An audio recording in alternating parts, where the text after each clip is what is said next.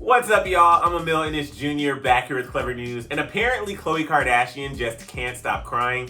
And honestly, same girl, because 2020 has been hard. So we all know that Khloe Kardashian has had an emotional past few years with the Tristan Thompson cheating scandal while giving birth to her daughter True and dealing with 2020 like the rest of us. But according to her mom, Kris Jenner, there's a new reason why Khloe hasn't stopped crying.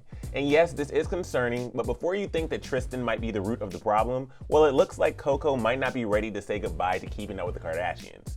Last week, the Kar-Jenner family announced that after 14 years and 20 seasons, the reality show is finally coming to an end in early 2021. I mean, seriously, regardless of whether or not you were a fan of the show, it really is the end of an era.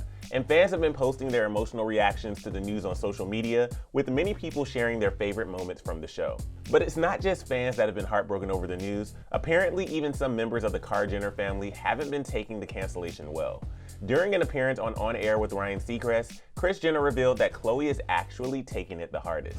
We were all crying, but I think Khloe is probably the one who's taking it the hardest and really hasn't stopped crying since we announced. Kris continued on and explained to Ryan, who's also a co-creator and executive producer of the show, that, quote, "It's been a hard decision, I'm not going to lie." She also went on about Khloe saying, "She's been so sweet and emotional about it, but there is so much more life yet to live, and we're going to have the best time doing what we do."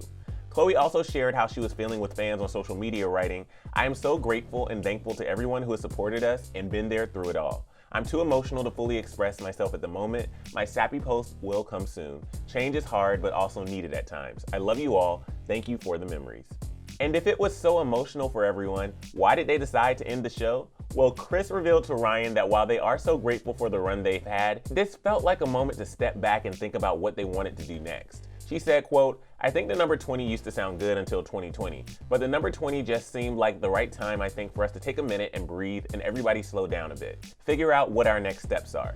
And before we all get too emotional about the show ending, multiple outlets are reporting that just because Keeping Up is ending, it doesn't mean they're necessarily leaving TV screens forever. Page Six reported that the family is expected to have a big streaming deal within a year with a company like Netflix, Apple, or Amazon. Additionally, they reported that a source close to the family said that the Kar-Jenners are even considering starting their own media company. The insider revealed that they are keeping their options open, but are going to take some much-needed time away from the cameras. They said, quote, "They're open to all opportunities, but they are taking some time off." So while it's definitely the end of an era that we all knew, it seems like the Kardashians won't be off of our screens for too long. We've all heard the saying that the devil works hard, but Kris Jenner works harder. And this fan tweeted that saying, adding, quote, "Canceling Keeping Up with the Kardashians is probably part of a larger business scheme."